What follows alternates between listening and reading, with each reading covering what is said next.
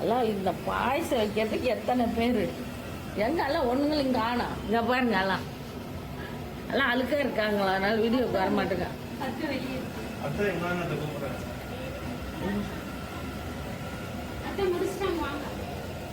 பாயசம் கொதிக்குது பாருங்க. பாசி பருப்பு வெள்ளம் போட்டுச்சாடா, கண்ணா அசத்துட்டம் போட.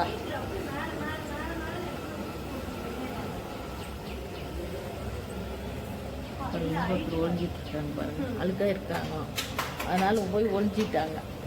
எல்லாம் ஒழிஞ்சிட்டு இருக்குதுங்க. அங்கே 2 பேர் ஒழிஞ்சிட்டு இருக்காங்க, பேத்தி 2 பேரும்.